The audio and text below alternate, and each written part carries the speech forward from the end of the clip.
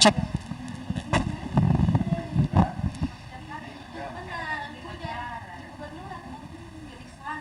YouTube ini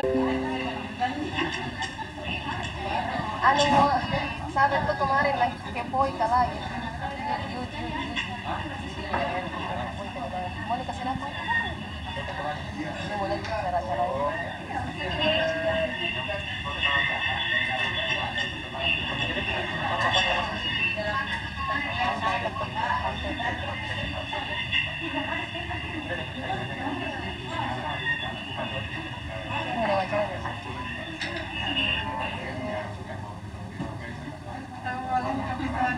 iya dong Bapak Dwi.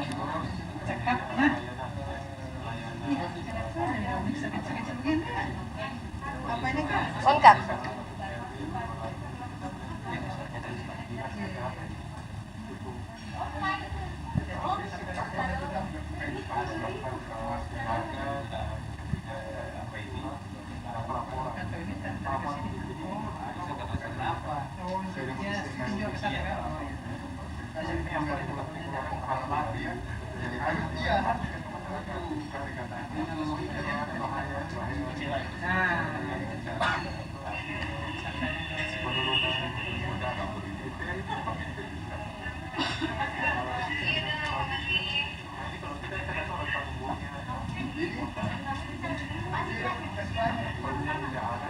Jadi sini pertanyaan tak kakak toh?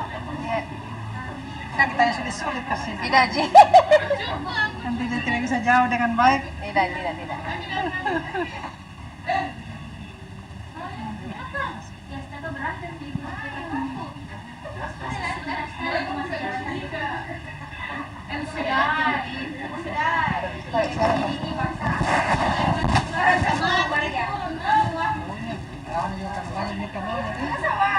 Pakai baik video. Dadah.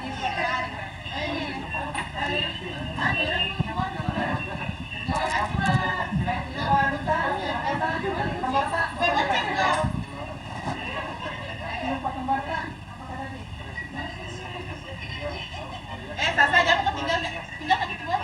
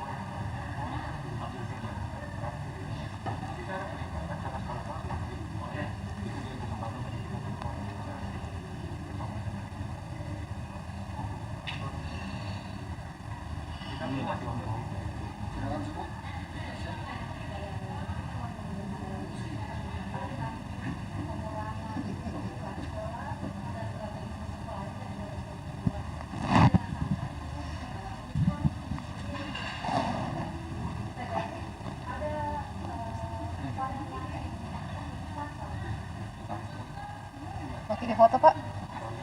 Sebentar, anunya. Dulu kita di Kesmas Pak Dek. Iya, di Kesmas. Iya. Oh, pindah ke Kastri apa enggak? Hah? Ke Kastri. Itu kayak Bu Lili Sehat. Oh, yang dari DP3A. Haji. Iya. Iya, di Piato. Iya. Cocok sekali.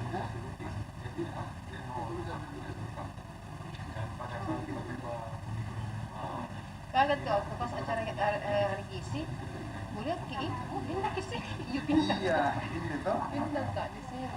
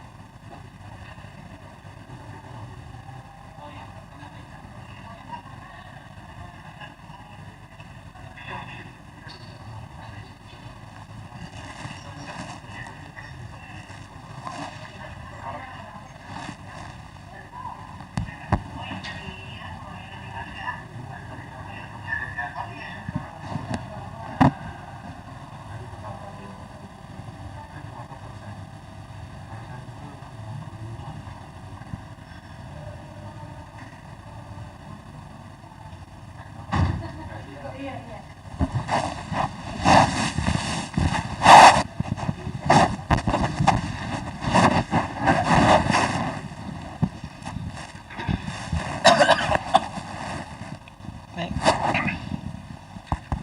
Bismillahirrahmanirrahim. Assalamualaikum warahmatullahi wabarakatuh. Sahabat Ras yang saat ini juga mendengarkan kami di 99,6 Ras FM, juga baik melalui channel YouTube kami maupun juga live IG. Saat ini saya berada di Hotel Susbel, tepatnya di Jalan Ujung Pandang, dan di mana pada kesempatan siang hari ini kita akan talk show bersama dengan pihak UNICEF dan juga dari pihak Dinas Kesehatan Provinsi Sulawesi Selatan. Saat ini sudah bersama dengan saya Bapak Hengki Wijaya selaku Kepala Kantor Perwakilan UNICEF Sulawesi Maluku. Selamat siang Pak Hengki. Dan di sebelahnya juga ada Pak Husni Tamrin dari Kabid P2P Dinas Kesehatan Provinsi Sulawesi Selatan. Kita akan membahas dengan tema kita, yaitu tantangan dan strategi imunisasi pada masa pandemi. Sahabat Ras, imunisasi kita juga tahu bahwa hal yang saat ini juga masih terus dibahas, dan tadi sempat ada kata bahwa anti vaksin, anti imunisasi. Nah, imunisasi merupakan upaya efektif untuk melindungi anak dari penyakit infeksi dan juga pemberian vaksin. Vaksin adalah substansi antigen yang digunakan untuk merangsang terbentuknya antibodi dan menyediakan imunitas dalam melawan satu atau beberapa penyakit. Siang hari ini kita akan membahas dan seperti apa hal yang sudah dilakukan oleh pihak Dinas Kesehatan maupun juga dari UNICEF. Kita akan membahasnya bersama dengan dua narasumber kami. Baik, saya langsung terlebih dahulu kepada pihak UNICEF, Bapak Hengki. Ini terkait dengan peran dalam program imunisasi untuk mewujudkan kesetaraan akses, apa yang dilakukan oleh pihak UNICEF. Silakan Pak Hengki. Ya, terima kasih. Terkait dengan imunisasi, imunisasi merupakan fokus utama UNICEF ya untuk kesehatan anak di bukan cuma di Indonesia tapi seluruh dunia. Kami meyakini bahwa imunisasi adalah hak anak, hak asasi, hak dasar anak yang harus disediakan oleh negara dan tentunya didukung oleh masyarakat.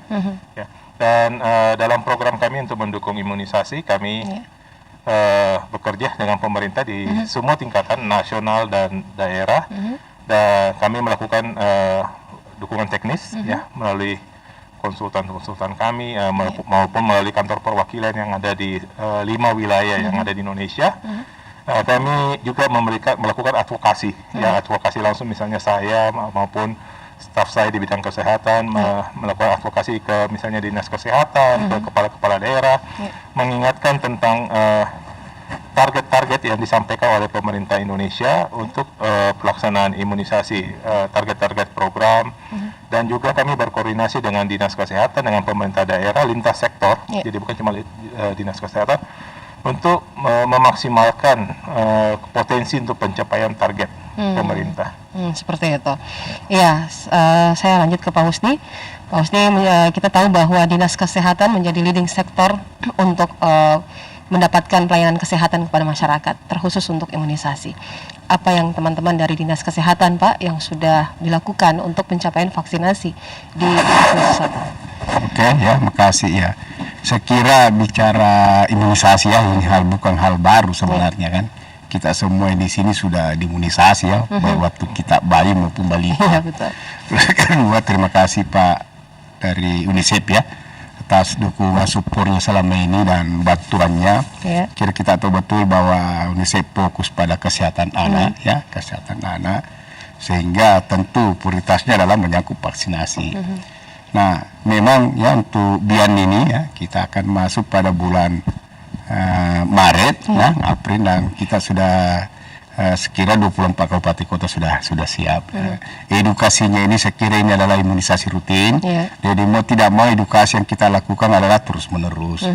Jadi edukasi seperti misalnya ya, seperti setiap ibu hamil itu sudah ada buku KIA-nya. Di buku KIA itu sudah ada jadwal vaksinasi ya. Bahkan ketika sudah ada rencana di mana rencana melahirkan, nah setelah itu sudah ada skedul pelaksanaan imunisasi, nah seperti itu. Jadi ini sudah merupakan pekerjaan rutin dari Dinas Kesehatan beserta jajarannya, sehingga ya tentu mau tidak mau mulai daripada vaksin sampai pada SDM itu sudah sudah siap untuk laksanakan. Ya, bentuk edukasi sudah dilakukan, Pak. Tetapi masih banyak anti atau penolakan dari masyarakat tentang imunisasi. Jangankan vaksinasi, Pak. Kita mundur ke belakang untuk lihat imunisasi, itu ternyata banyak sekali masih banyak masyarakat yang melakukan penolakan. Nah, gerakan apa lagi yang perlu dilakukan baik dari UNICEF maupun dari pihak Dinas Kesehatan agar masyarakat ini mau betul-betul ikut memberi hak kepada anak mereka dalam hal imunisasi. Mungkin Pak Enggi dulu. Ya, pelaksanaan imunisasi di Indonesia kan bukan hal yang baru ya. Kita mulai melaksanakan program imunisasi sekitar tahun 70-an ketika antara lain vaksin polio, beberapa vaksin cacar sudah ditemukan ya, dan mulai intensif tahun 80-an dan belakangan kita juga tentunya dengan target-target global. Indonesia berusaha eliminasi campak rubella 2023. Kita juga berusaha eliminasi polio dan sebagainya. Ada banyak pengalaman kita dan tentang penolakan. Ini sesuatu yang sangat menarik ya kalau kita melihat tadi sudah disampaikan Pak Husni bahwa imunisasi, vaksinasi itu sebenarnya bukan hal yang baru. Semua orang Indonesia terutama yang tinggal di perkotaan ya bisa dipastikan sudah pernah mengalami imunisasi waktu kecil ya. Karena imunisasi juga menjangkau daerah pedesaan. Tapi kenapa kita sekarang menolak? Itu menarik untuk dicerna bahwa ada perang informasi. Ada perang informasi, ada juga masalah kurangnya informasi. Ya. Saya sendiri sejak 2018 ketika program vaksinasi campak rubella, kita melihat bahwa ada dua jenis kelompok ya yang menolak vaksin. Satu yang kategori anti vaksin, ya, dan yang kedua ya kelompok yang menolak karena tidak memperoleh informasi yang akurat tentang vaksin. Pengalaman saya bahkan dengan dua kelompok ini, ketika kelompok anti vaksin yang sering diidentikan dengan kelompok-kelompok tertentu, ternyata itu tidak rigid. Masalahnya ternyata dua kelompok ini sama, masalah informasi. Ya, masalah informasi ketika ada penyampaian informasi ke kelompok-kelompok ini, sikap berubah, penerimaan berubah, dan ini yang menarik, penyampaian informasi itu tentunya tidak mudah ya. Kadang kita harus melalui orang-orang tertentu, ya tokoh-tokoh, mereka yang distilahkan sebagai gatekeeper, ya penjaga pintu. Dan saya bersyukur ya, dan kondisi Indonesia, peran dari multi aktor ini sangat penting dan sangat kuat. Kita melihat bahwa tokoh-tokoh agama, tokoh-tokoh masyarakat yang mungkin awalnya posisinya tidak setuju ya, tapi ketika sudah ada diskusi dan sebagainya itu menerima dan mereka mendukung. Dan saya melihat inilah yang harus kita lakukan dalam 2 tahun terakhir ini. Sejak pandemi kita melihat bahwa ada penurunan misalnya untuk imunisasi rutin. Terus tahun lalu mulai ada penolakan ketika vaksinasi COVID dilakukan, mulai ada penolakan.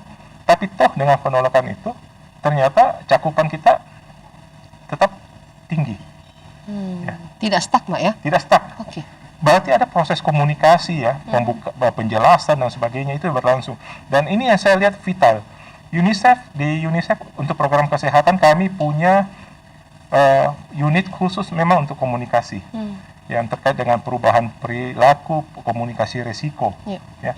UNICEF melihat bahwa ketika kita bisa mengkomunikasikan resiko, maka perilaku orang, penerimaan orang akan berubah. Nah, ini yang kami yakini dan kami gunakan sebagai strategi untuk melakukan pendekatan, meyakinkan. Ini masalahnya cuma masalah informasi, tidak ada yang rigid. Itu yang kami yakini. Bentuk edukasinya. Ya. Pak Husni silakan menambahkan. Oke, makasih ya. Jadi sebenarnya betul dibilang Pak Hengki tadi ya, Pak Hengki. Nah, sekarang ini dengan bias ya saya kira memang ya ada beberapa benturan-benturan akibat ya host dari vaksin Covid ya, vaksin Covid, karena ya memang benturan kemarin karena kita tahu betul vaksin Covid ini untuk menciptakan buatannya ini kan hanya 2 tahun ya. Inilah jadi ada kalangan-kalangan elit meragukan. Nah, dari host yang muncul ini tentu terbias nanti pada pelaksanaan vaksinasi rutin ini. Nah, tapi yang kita anukan adalah bagaimana ya, tentu nanti ini ada beberapa tantangan ya. Tantangannya karena masih masa pandemi ya, itu kan masa pandemi ini ya mau tidak mau pertama kebijakan social distancing ya, tentu harus dilaksanakan dengan protokol kesehatan ya, protokol kesehatan. Nah tentu juga kalau misalnya bias akan dilakukan di sekolah, tentu anak sekolah juga kan tidak langsung berkumpul karena masih pandemi. Kenapa bias dilakukan di sekolah? Karena mudah mobilitasnya, mudah dijangkau ya.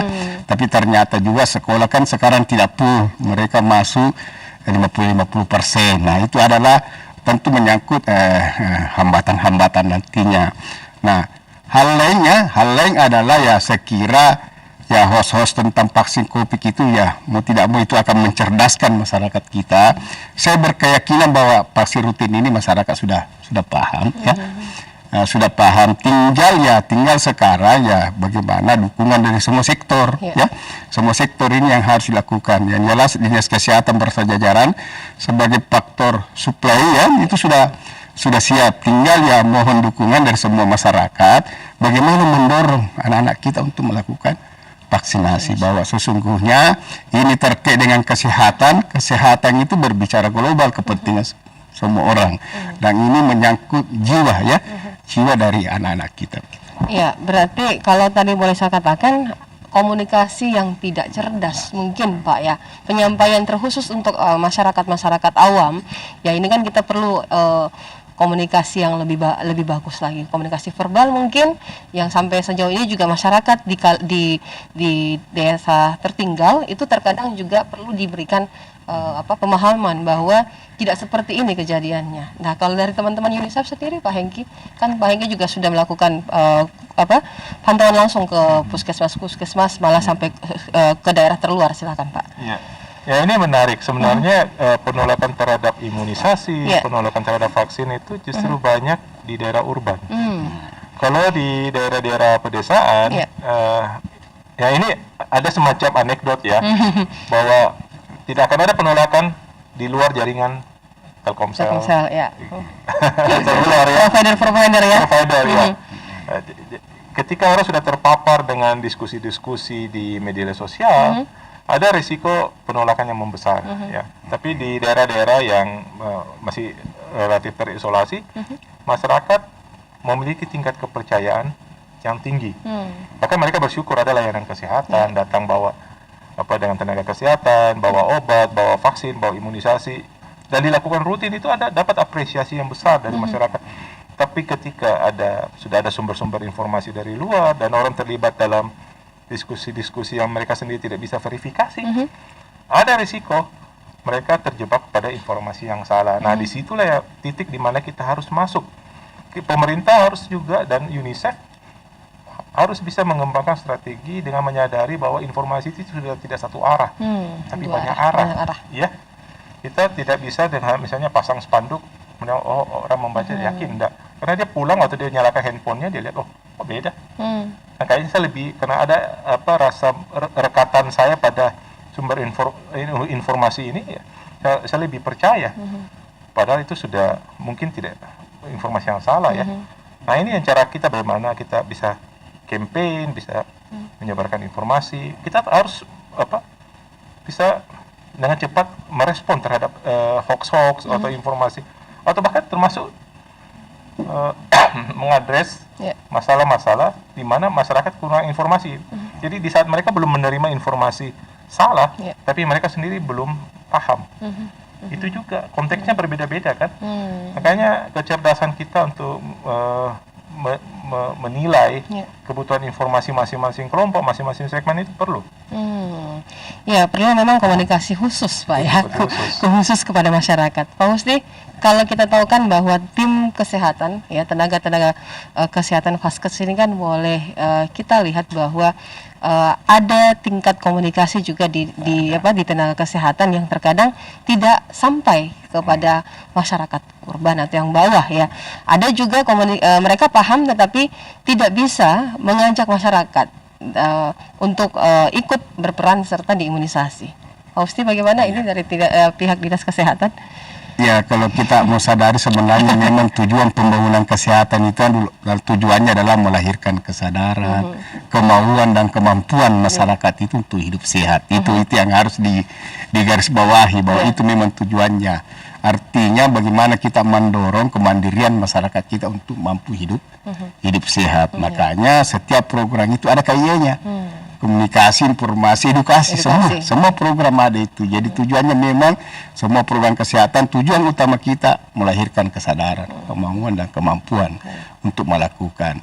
Nah, sekira ya memang ini menyangkut vaksinasi ini ya, sekira imunisasi ini kan sudah jalan, cuma heboh-heboh kemarin hanya karena adanya COVID.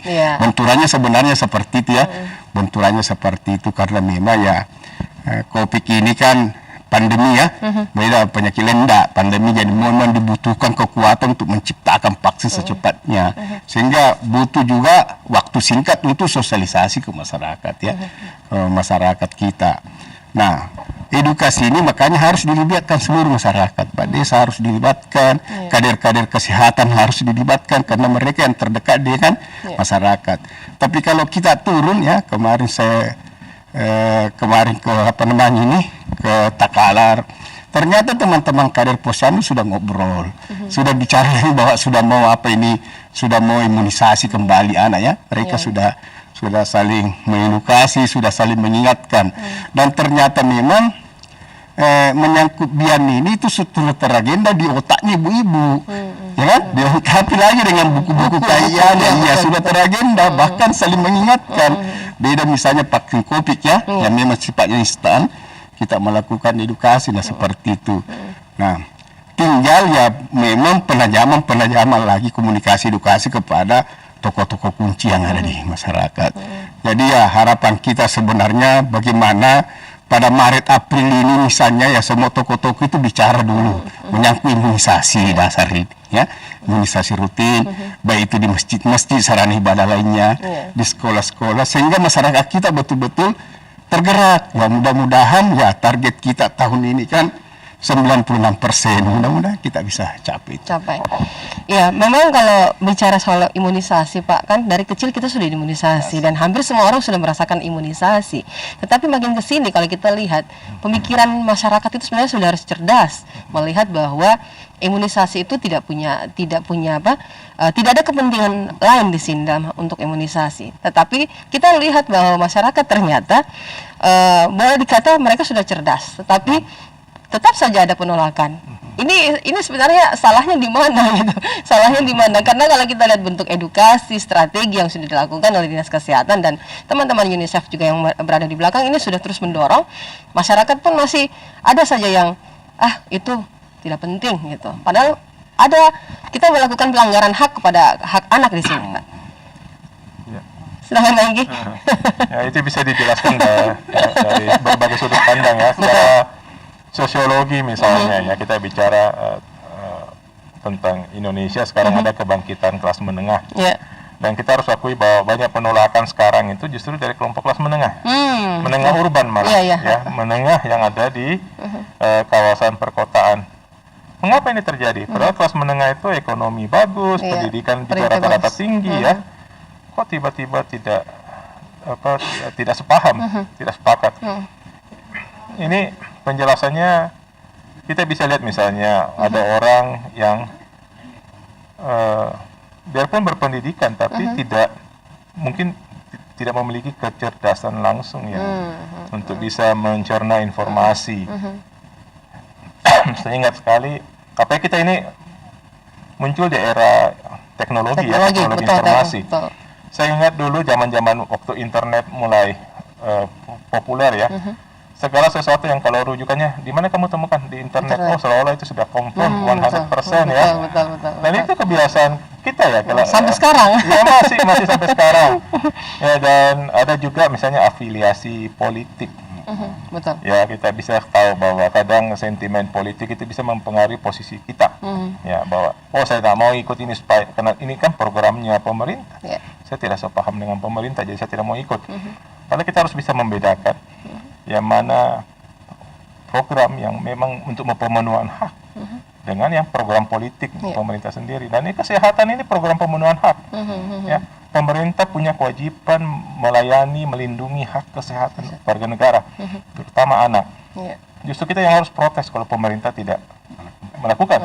Ini kok dilayanin, kita menolak. disalah kaprah, dan itu yang terjadi terutama waktu 2018.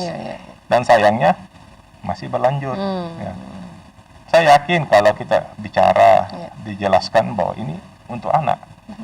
Ada juga yang mungkin ada afiliasi dengan kelompok-kelompok tertentu, tapi pengalaman saya selama 2018 kita diskusi, dijelaskan, berubah, tidak rigid. Ya. Ada juga yang orang memang yang sikapnya memandang enteng. Ada yang seeing is believing, ya, melihat baru percaya. Kalau kita bicara tentang cacar air, di mana sih kita bisa melihat cacar air di sini? Nggak ada, jarang. Jadi kita omong kosong itu. Padahal zaman saya masih kecil cacar air masih ada. Tahun 70-an malah cacar api. Ya, yang besar-besar itu kan. Yang habis-habisan orang bisa mati kan. Tapi kalau kita bicara konteks sekarang orang lupa karena sudah punah.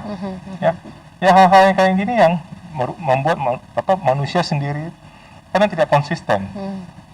Dan ini yang kita upayakan melalui edukasi kita, diskusi-diskusi, kampanye pemerintah, promkes dari pemerintah saya pikir sudah cukup ini ya. Apalagi kalau kita lihat titik-titik layanan kesehatan pemerintah itu sampai doorstop ya. Datang mengunjungi langsung, mendatangi langsung. Aktif. Ya, jadi door to door. Kita sudah mulai ini sisa proses saja, dan kuncinya selalu tokohnya media. Media apa yang mereka gunakan sebagai rujukan, kita masuk di sana. Itu penting. Seperti itu. Ya, Pak Usti. Ya, jadi betul sekali ya tadi tinjauan sosiologinya benar ya. Karena mau tidak mau kita kan ini dari berbagai wilayah ya. Secara geografis ini wilayah kita ini banyak desa ya. Biasanya masyarakat desa itu terikat oleh norma dan nilai. Nah inilah makanya ya tokoh-tokoh itu yang mesti dihadapi, khususnya daerah-daerah pedesaan. Baik tokoh agama, tokoh pendidik yang harus dilakukan sehingga masyarakat itu cenderung menerima ketika komunitasnya sendiri yang menerima lebih duluan, sehingga mereka akan ikut.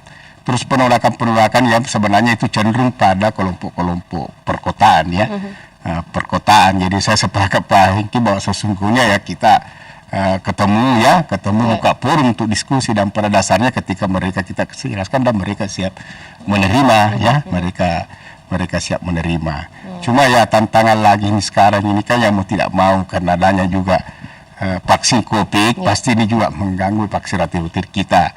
Pasti akan lahir kejenuhan ibu ya. Karena ibu biasa vaksin apa lagi ini belum selesai satu. Belum selesai satu. Nah ini juga ya. Ini terus hal lain sebenarnya ya seharusnya didesainlah bagaimana menunjukkan bahwa sesungguhnya imunisasi ini kebutuhan anak, kebutuhan keluarga, bukan kebutuhan dinas kesehatan, bukan kebutuhan pemerintah. Ini yang harus kita ciptakan. Nah, untuk menciptakan ini ya kita harus satu suara semua untuk melakukan edukasi ke masyarakat, edukasi ke masyarakat seperti itu. Karena memang betul bahwa untuk divaksin itu haknya, tapi tolong jangan mempengaruhi orang. Nah, kalau mempengaruhi orang juga melanggar haknya. Nah, ini yang terjadi sebenarnya Pak Usti, pengaruh. Ditambah lagi dengan media sosial yang semakin mainstream sekarang, itu membuat masyarakat bukan terlihat cerdas, malah terlihat bodoh dalam tanda kutip di sini. Karena informasi tanpa di cross check. Mereka langsung share kemana-mana. Belum juga mengetahui bahwa informasi ini akurat atau tidak. Yang penting mereka terima dulu informasinya, tinggal di-share, nanti di belakang baru, oh ternyata informasi itu tidak benar. Ternyata informasi itu salah gitu. Kita ternyata menyebar informasi yang tidak akurat. Nah, sebenarnya ini yang terjadi di lapangan sekarang. Padahal kalau kita lihat strategi yang sudah dilakukan oleh pihak pemerintah, dalam hal ini Dinas Kesehatan sebagai leading sektor, itu sudah masif gerakannya Pak ya. Sudah masif. Ditambah lagi dengan UNICEF yang turun juga, ini tidak hanya ke daerah-daerah perkotaan, tetapi sudah menyentuh ke daerah-daerah pelosok. Malah kalau kita lihat daerah pelosok juga sudah tersentuh. Jadi apalagi sebenarnya yang menjadi tantangan dan strategi seperti apa sebenarnya yang perlu dilakukan agar gerakan imunisasi ini betul-betul masif di masyarakat, Pak? Kalau dari UNICEF sendiri kan sudah melakukan kunjungan door to door dan melihat sendiri Pak ya, apalagi puskesmas juga sudah ikut berperan. Ada Vaskes, ada Posyandu dan yang lain. Silakan Pak. Ya. Jadi sebenarnya gerakan kita ini sudah masif ya, untuk antisipasi. Di setiap desa itu sudah tahu jumlah anak, ya kan? Para khususnya bidan desa itu sudah tahu siapa sih anak-anak kita ya, sasaran kita itu sudah paham betul, itu sudah database tingkat desa ya, tingkat desa. Dan saya kira kalau masyarakat kita itu biar tingkat penerimaan oke lah ya, insya Allah kan, tinggal ya ini menyangkut yang menyangkut host itu kita harus sepakat. Artinya punya strategi khusus ya untuk meluruskan. Demikian pula para kelompok cerdas ya, kelompok petinggi ya kadang juga ada bikin pernyataan, tapi sebenarnya tidak salah, cuma kurang bijak. Ya misalnya menyatakan saya tidak vaksin COVID silahkan, mungkin dia bisa karena dia ketat protokol kesehatannya, dia mampu membatasi mobilitasnya, kedua dia bisa sanggup mensuplai asupan gizinya yang bagus, istirahatnya yang bagus, sehingga imun alaminya bagus, antibodinya bagus. Tapi bagaimana masyarakat bawah? Apakah mampu kita berikan asupan gizi yang bagus? Nah ini yang harus lebih bijak ya dalam memberi pernyataan, karena itu bisa menyesatkan masyarakat kita. Jadi menyangkut strategi ini kita sudah masif ya, dan masih itu bukan cuma sampai kabupaten, bahkan sudah sampai di desa-desa ya, di desa-desa. Dan demikian pula mulai daripada posyandu ya, puskesmas sudah siap, juru vaksin juga kita sudah siap. Demikian pula dengan bias itu sudah connect dengan para masing-masing sekolah sekira. Baik. Kalau dari sisi UNICEF ya, kami melihat bahwa terutama untuk meningkatkan cakupan vaksinasi COVID sekarang, terus untuk menyukseskan juga bulan imunisasi anak nasional yang akan berlangsung tahun ini. Yang penting dilaksanakan pertama itu koordinasi lintas daerah. Koordinasi harus pemerintah provinsi ke pemerintah kabupaten kota, karena lokasinya mereka yang punya, pemerintah provinsi kan wilayahnya mereka. Ya, koordinator. Ini penting, terutama juga dalam proses rapid readiness assessment itu, yang kajian untuk kajian cepat penyiapan ya, program, data dan sebagainya. Terus penyiapan infrastruktur ini sudah berlangsung. Dan saya melihat ini penting karena Pak Husni sekarang sebagai Kabid P2P. Pak Husni ini sejak COVID tampil sebagai juru bicara juga ya, untuk COVID, yang sangat komunikatif. Kita butuh pola seperti ini untuk memberitahukan ke masyarakat dari waktu ke waktu perkembangan di sisi pemerintah untuk pelaksanaan program. Ya tidak kagetan juga tiba-tiba baru kita umumkan. Nah, kalau saya lihat dari apa yang Pak Husni lakukan selama COVID, sangat komunikatif, dan saya melihat bahwa ini langkah yang akan sangat strategis nanti kalau kita pakai untuk khusus 2022 untuk pelaksanaan imunisasi anak ya, dan juga percepatan vaksinasi COVID.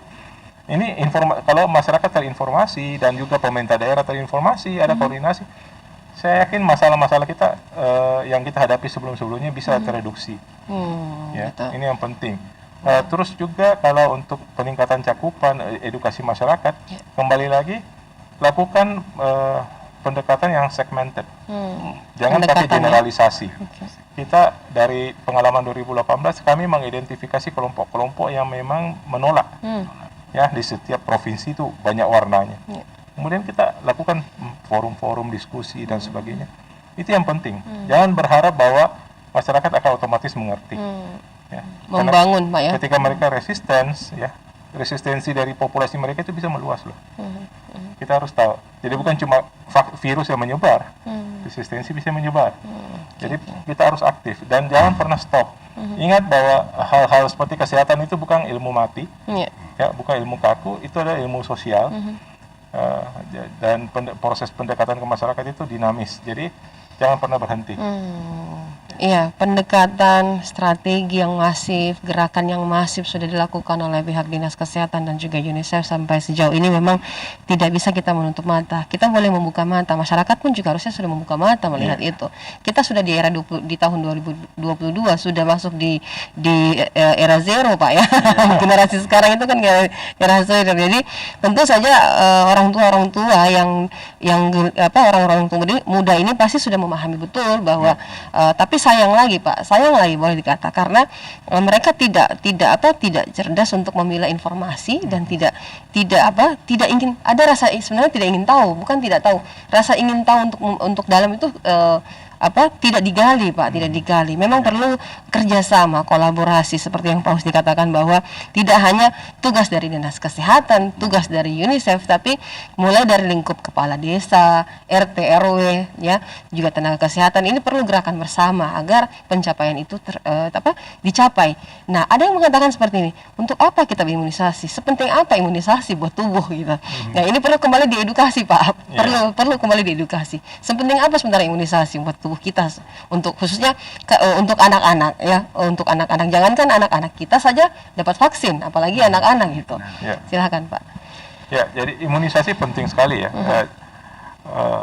Untuk kondisi sekarang ya, kita tahu bahwa banyak sekali penyakit di dunia ya, dan kita bersyukur bahwa sebagian besar penyakit itu sudah bisa dicegah melalui imunisasi yang diberikan dari usia dini ya.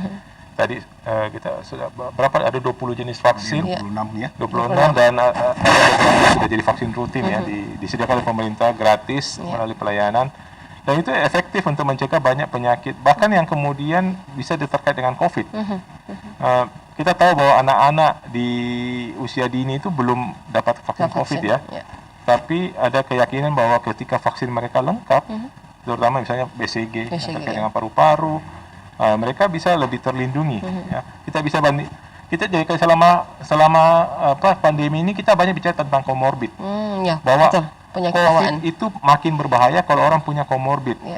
Ketika kita bicara komorbid itu cuma bicara tentang darah tinggi, diabetes dan sebagainya kan. Tidak tahu yang lain. Kita lupa bahwa angka kematian anak juga tinggi karena COVID.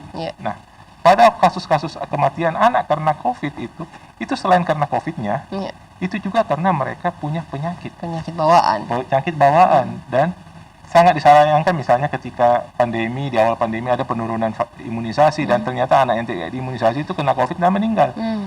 Itu ada hal-hal seperti itu. Ya, ini yang kita mau cegah. Dengan imunisasi kita melindungi anak. Sebagian besar penyakit-penyakit serius itu, kecuali yang seperti diabetes, ya, itu bisa dicegah dengan imunisasi. Polio, campak itu, BCG, TB itu kalau anak-anak kena itu ya resikonya kalau campur dengan COVID. Ya. Dan ini yang kita cegah. Sangat serius. Iya, pasti. Iya. Jadi sekira sekarang ini kan lagi kita ingatkan adalah pembangunan sumber daya manusia ya. SDM. Iya, SDM ini yang patut ini betul-betul kita tahu ya. Makanya untuk pembangunan SDM kami dari kesehatan ketika dengar itu yang kita ingat adalah 1000 hari pertama kehidupan.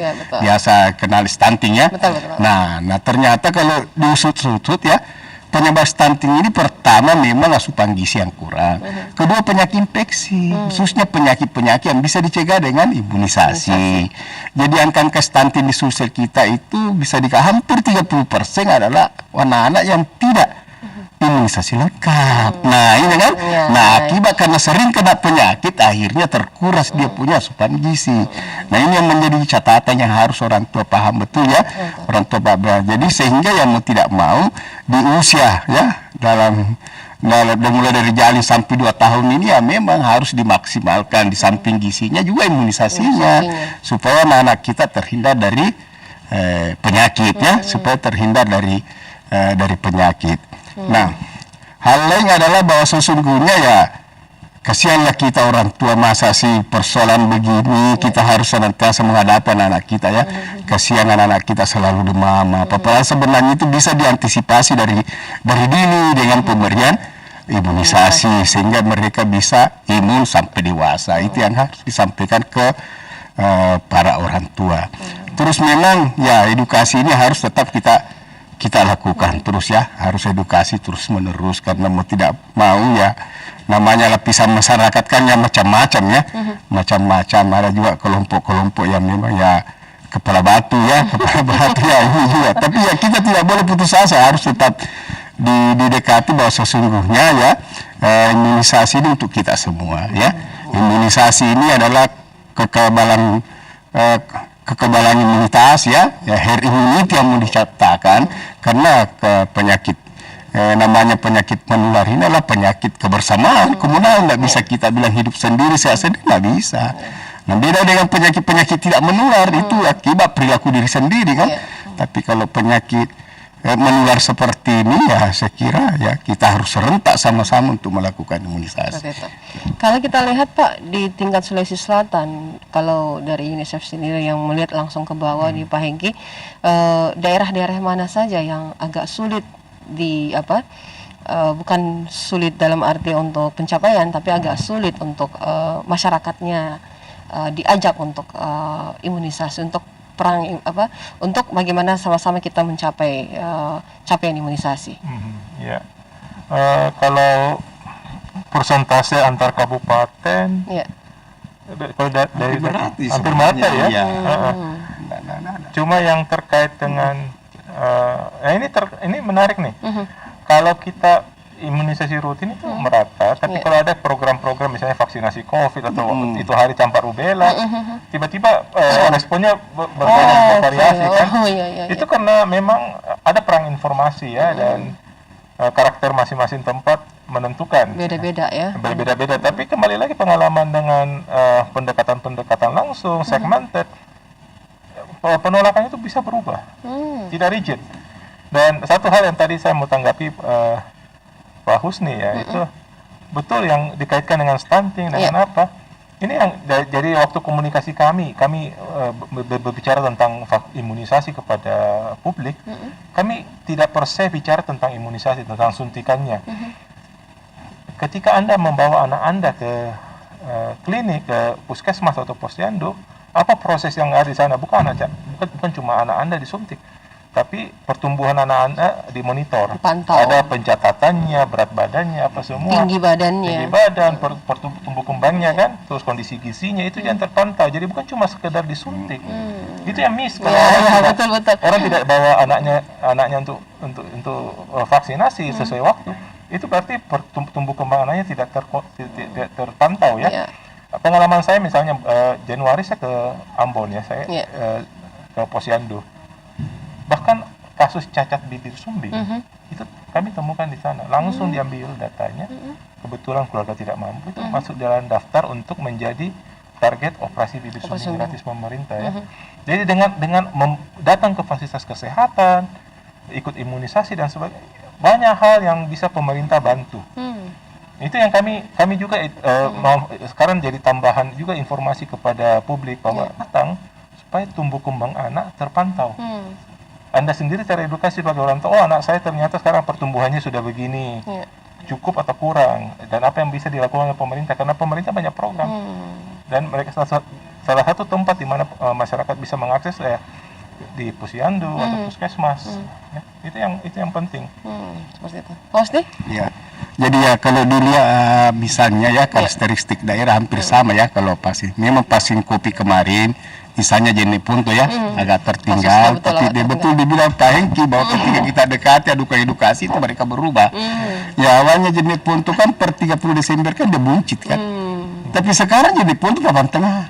Nah itu setelah kami dibantu lintas sektor baik TNI Polri maupun BIN turun ya sama-sama lakukan edukasi, alhamdulillah ternyata jenis punto bisa masuk ke kelompok menengah yang untuk vaksinasi COVID ya, vaksinasi COVID. Nah, terus menyangkut vaksinasi rutin ini, sekiranya ini akan terintegrasi semua program, integrasi dan saling mendukung, ada PSPK.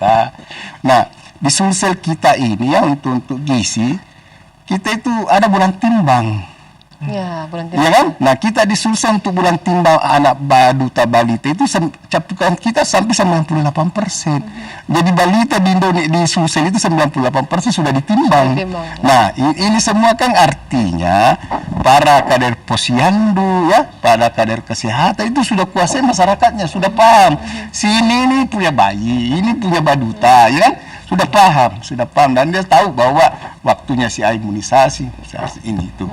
Nah, cuma bicara edukasi ini memang yang harus diintegrasikan dalam local wisdom ya. Ya bagaimana ada persoalan budaya-budaya lokal yang harus dilakukan, misalnya budaya siri. Kita Sulawesi Selatan ada budaya siri. Ada, Pak. Seharusnya yang dikembangkan adalah malu Mas Siri kalau tidak imunisasi anaknya. Ya, Mas Siri kalau tidak melahirkan di sarana kesehatan, Mas Siri kalau tidak menyusui anaknya, Mas Siri kalau tidak imunisasi. Nah, ini yang harus kita tapi tidak lakukan. Ya, nah ini bisa budaya Mesir itu tidak. Kalau ini melekat di masyarakat, tentu saling mengingatkan antara ibu A dengan ibu E ya. Sudah imunisasi anak tak? Nah, iya kan, sehingga lahir budaya siri ini yang harus dikembangkan ya, tentu ini ya diharapkan gerakan dari semua pihak ya, seluruh masyarakat untuk senantiasa melakukan edukasi. Masyarakat. Iya, budaya siri agak apa ya Pak ya? Malah kalau sekarang ditinggalkan, kalau saya boleh kata, orang malah malu kalau tidak memberikan anaknya susu kaleng, ya, susu formula, tidak memberikan anaknya pelayanan medis yang tidak di puskesmas, justru mau ke dokter spesialis, ke klinik. Padahal di sana membayar. Kalau di puskesmas sendiri itu kan gratis, Pak. Ya. Pemerintah memberikan kita gratis, tetapi masyarakat bukannya cari gratis, malah cari yang tidak gratis gitu. Sekarang dengan vaksin itu kan sudah gratis, vaksinasi COVID gratis. Kemarin wali kata ada teriakan bahwa akan ada bayaran nantinya. Akhirnya orang berlomba-lomba untuk mendapatkan vaksin. Mungkin sebenarnya ini perlu dilakukan gerakan bersama agar masyarakat sadar bahwa imunisasi itu penting buat tubuh, apalagi menjadi hak anak. Kita melakukan pelanggaran hak anak karena salah satu hak anak itu hak kesehatan ya. Ada masuk bagian dari hak anak itu salah satunya adalah hak kesehatan. Nah, ada tidak Pak yang dilakukan oleh UNICEF maupun dari Dinas Kesehatan ini gerakan cepat atau gerakan cepat agar pencapaian itu dilakukan? Kalau tadi kan memang gerakan masif. Mungkin di tengah pandemi COVID-19 ini kan sempat masyarakat ini diam, dalam arti mereka enggak usahlah dapat anak-anak saya enggak usah dapat imunisasi kan vaksin ini. Gerakan atau reaksi cepat yang dilakukan oleh UNICEF dengan Dinas Kesehatan di tengah pandemi COVID untuk pencapaian imunisasi. Ya. Kalau UNICEF sendiri tidak punya program ya, jadi kami ikut dan memang bagian dari pendukung untuk program pemerintah ya, karena sejalan dengan visi UNICEF. Kembali lagi, imunisasi adalah hak anak, investasi paling murah untuk pembangunan sumber daya manusia ya. Jadi kami dalam hal untuk akselerasi itu kami berusaha selalu menganalisis permasalahan-permasalahan. Jadi ketika ada kebuntuan, kami berkoordinasi dengan pemerintah, berusaha untuk mencerna, menganalisis apa sih masalahnya. Misalnya kalau ada penolakan dari kelompok-kelompok tertentu, kita lihat, dan kemudian UNICEF mengerahkan kami punya pakar-pakar, juga mengontak narasumber-narasumber yang bisa membantu untuk kemudian melakukan koordinasi dengan kelompok-kelompok sasaran. Itu yang kami lakukan. Nah, itu pengalaman kami bertahun-tahun. Termasuk juga ya adaptasi terhadap perkembangan teknologi ya. Makanya dari awal misalnya untuk COVID-19 itu UNICEF langsung mempersiapkan website resmi pemerintah covid19.go.id itu sebagai sumber utama tentang update perkembangan COVID dan juga untuk menangkal hoax yang ada di Indonesia seputar vaksin. Kami juga koordinasi dengan media-media memastikan bahwa ada penyampaian pelurusan berita, juga berkoordinasi dengan pemerintah, mempersiapkan Komdaki di masing-masing daerah, Satgas, dan bagaimana kami bisa membantu day to day. Terkait COVID misalnya vaksinasi, begitu ada perlambatan kami juga membantu. Jadi kami punya tim yang menganalisis tentang supply data-data, juga sistem data yang ada di satu lokasi-lokasi tertentu. Ketika ada perlambatan, kenapa ini datanya kita perkuat, apa masalahnya, apakah karena pelaporan dari lapangan ini atau apa. Ini yang kami lihat. Dan sumber daya UNICEF itu cuma sebagian kecil yang ada dalam proses penyelesaian masalah. Sebagian besar tentunya dari pemerintah Indonesia, dan kami melihat bahwa proses-proses percepatan untuk peningkatan cakupan dan sebagainya, pemerintah Indonesia punya kemampuan ya. Cuma memang asistensi untuk hal-hal tertentu masih diperlukan. Ya. Baik, silakan Pak Usti. Jadi sebenarnya ini kita sudah masif ya, sudah masif sebenarnya ini. Di Dinkes Kesehatan gitu. Iya, setiap ada kegiatan lagu wajibnya ini. Lagu wajibnya baik di lintas kegiatan P2 maupun bidang lain. Ini sudah lagu wajib kita ya, untuk mengingatkan semua jajaran kita tentang kesiapan ini. Bayangkan di Sulsel ini sekitar 1,9 juta ya. Ya, sasaran vaksinasi imunisasi kita ini yang harus kita lakukan. Nah, ini kita lakukan jajarannya. Jadi untuk menghadapi ini Pak Hengki, saya sekarang ini setiap Senin dan Kamis ya submitin dengan Kadip P2P Kabupaten Kota Sulawesi Selatan. Ini untuk membahas ini setiap permasalahan sebagai komunikasi respon cepat kita ya, baik dari segi kesiapan vaksinnya, tenaganya dan sebagainya. Ini yang kita lakukan. Demikian pula di teman-teman kabupaten. Dia senantiasa koordinasi dengan puskesmas untuk bagaimana percepatan pencapaian vaksinasi ini. Nah, saya kira hampir seluruh kabupaten kota sudah melakukan rapat koordinasi, sudah semua untuk biar ini ya. Iya, biar ini ya. Ini dan itu melibatkan seluruh lintas sektor ya. Melibatkan seluruh lintas sektor baik dari Dinas Pendidikan, dari Kementerian Agama, dari TNI Polri itu sudah libatkan. Nah, cuma memang tantangannya ini terkait isu ya, isu vaksin Covid ini masih mendominasi ya. Mendominasi, tapi sebenarnya biar ini kita sudah jalan dan terlihat memang benturan-benturan tidak begitu besar di masyarakat, sehingga dari segi isu ya tentu isu-isu Covid ini, vaksin Covid jauh lebih mendominasi ya pembicaraan masyarakat kita. Sekira seperti itu. Meredam isu lain Pak, karena ada Covid masuk. Baik, kita berada di penghujung Pak Usni dan Pak Hengki. Mungkin sebelum kita akhiri ada hal yang ingin disampaikan, karena kita tahu bahwa di tengah pandemi Covid-19 ini tidak mudah untuk mengajak masyarakat ikut berperan serta dalam hal imunisasi.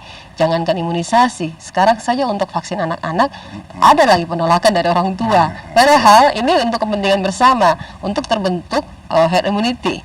Nah, penolakan-penolakan inilah sebenarnya yang sekarang ini dilakukan, dan tentu ya lagi-lagi gerakan masif Pak, lagi-lagi gerakan masif yang harus digerakkan agar masyarakat tidak ada lagi penolakan, karena kalau semuanya sudah mendapatkan dan pencapaian 100%, kita juga bisa agak tenang gitu. Silahkan Pak. Ya, terima kasih. Ya, saya ingin mengajak ya untuk pemirsa dari radio dan juga yang melalui jaringan media sosial ya.